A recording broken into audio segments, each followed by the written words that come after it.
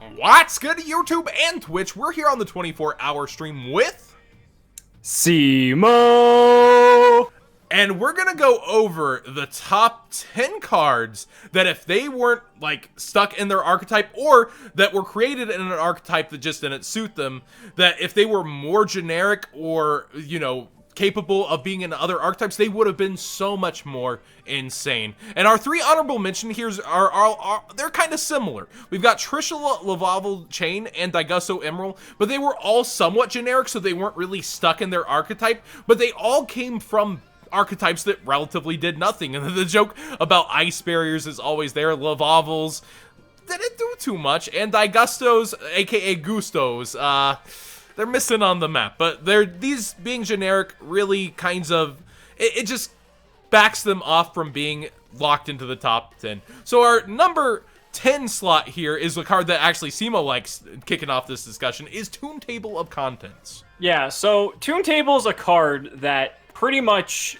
aside from its initial inception, has never been played in an actual Toon Tech at any competitive level, because it's pretty much just used in the most degenerate strategies like Blue Eyes Exodia, or like any sort of Exodia, or any like magical explosion like FTK, or I mean now it's being used even in Sky Striker, which isn't like on the complete degenerate end, but it's actually seeing like meta viable like play, but it's a Toon card and doesn't have any purpose with Toons in general, except for, I guess, Toon Cyber Dragon, because, hey, Chimera Tech Mega Fleet Dragon's a pretty good card. But, I mean, it's a card that you would never expect to be actually seen in other decks, and I feel like it perfectly just embodies this list overall. It never felt good to see this card played across the table when there was a Royal Magical Library. Oh, God. Library into Contents was like, you knew you were just scoop. And in our number 9 position, we have Evilzor Dolka, locked into the dinosaur typing for its, I guess, reptile kind of deck.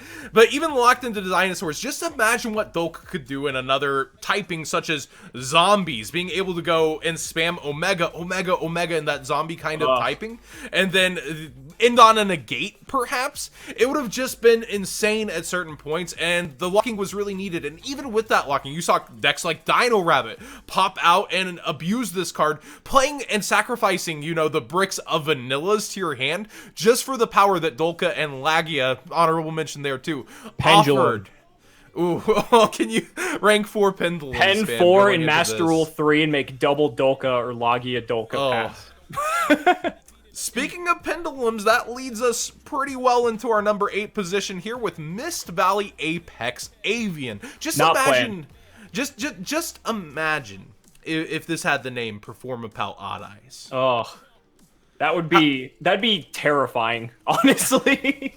Like in archetype searchable instead of having to randomly draw it. Yeah, like Avian's just one of those cards that it's so powerful in that deck, and it's kind of like a win more card, because people, they kind of relinquish some consistency by playing it, but if you make and assemble your entire pendulum board and all the crazy stuff it can do, and you have an Avian in addition to all of that, that's just like the icing on the cake that your board is solidified and it's not going anywhere. But toss that in on demand, oof, big oof. Yeah. Like searching that and then just being able to just pend it out, or that would just be horrific. And in our number 7 position here, recently Ninja's got kind of a boost, but Ninja Grandmaster Hanzo is just on another level. We're actually seeing it in degenerate FTK decks that aren't really affecting the meta, but just the fact that this kind of guy can go out and search things when special summoned. So an 1800 Stratos when specialed with no hard once per turn on him, and also the ability to normal summon him and add any archetype spell, ninjutsu arts. Imagine that elsewhere. Normal summon, search any of my spells or traps. Special summon, search any of my monsters. I think the crazy thing about Hanzo is the fact that it doesn't have the once per turn clause, and if there's going to be any reason why ninjas are going to be abused in the future, it's going to be because Hanzo does not have a once per turn clause. I guarantee that. Oh yeah. But in the number 6 position here, UA signing deal. Look at him, Tony Romo, looking proud.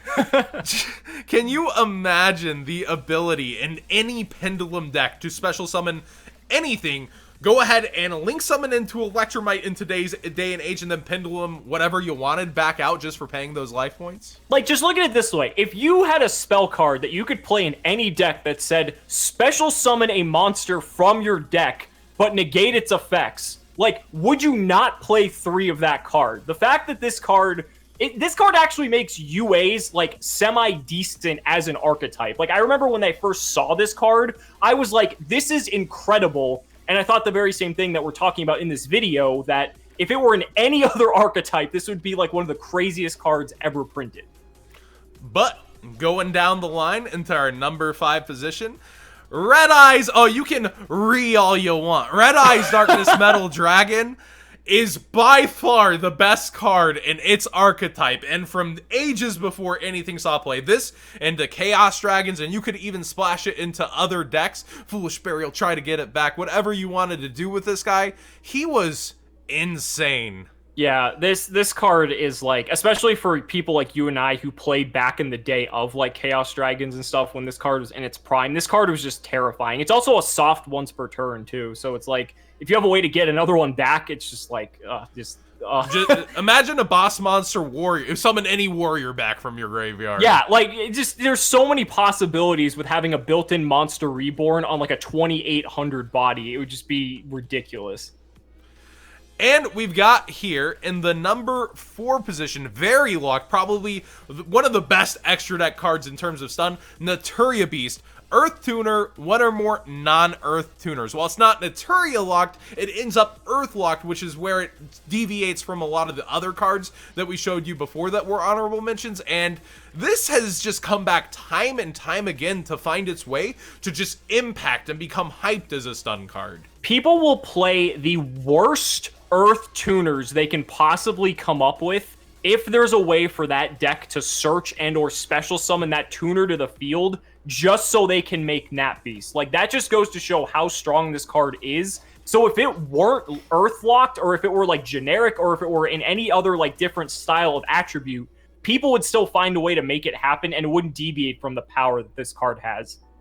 Now, here's a card you put on the map on this list. We've got, in the number 3 position, W Nebula Meteorite. This card is insane, John!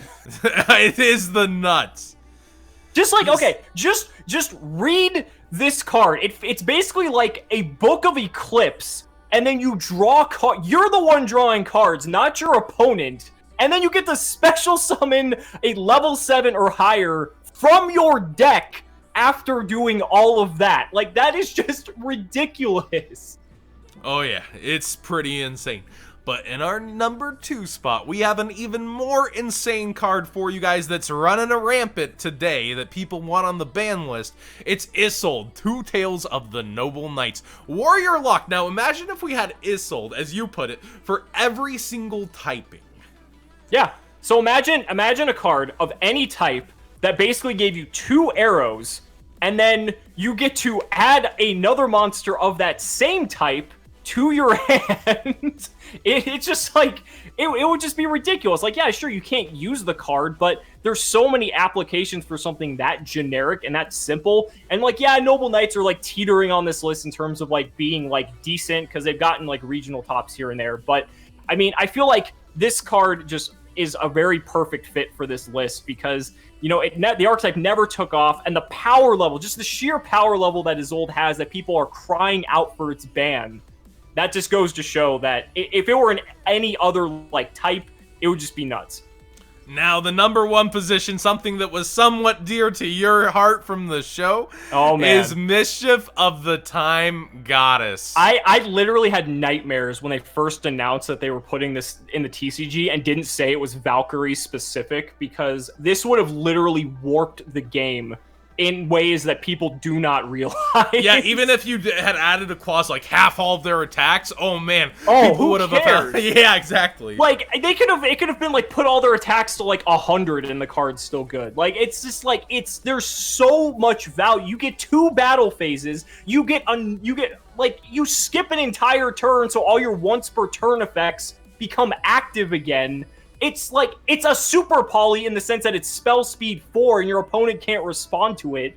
Any deck that was like a going second deck would be playing 3 copies of this automatically, because it's like, oh, okay, just vomit my hand, time goddess you, oh, and then just kill you. Like, it would have just taken OTKs to the next level, and I feel like it had to be the #1 card on this list. Yeah, if it wasn't locked to Valkyries, oh, big oof. But thank you so much for joining me, Cimo. Even though he doesn't need the subs, we'll link his channel down below. Congrats on hitting 100K a while ago. I haven't got to say that to you in video form. I think you were at 98 when we did our last video. Was it? Was it that long ago? That's crazy. I think so.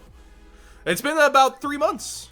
That sounds about right then. Yeah, but no, it was a pleasure being on here. I had some fun. We got to relive some of our bad memories with some of these cards. So I mean, it was some of the anime, some of the I get to play this card. Basically, the first thing that starts this discussion is Draco Sack, but it's also generic, and the other 3 that we featured as honorable mentions. I feel like overall time, Trishula, Lavalval Chain, Emerald just had the bigger impact in a sense. Oh sure, yeah, but I mean, they're just like there's nothing like specific in their effects. So I mean, it was good we mentioned them, but I don't think it was, in terms of what we were trying to build on this list, I felt like it was kind of like an outlier. Well, thanks again. Thank you. And we'll see you next time.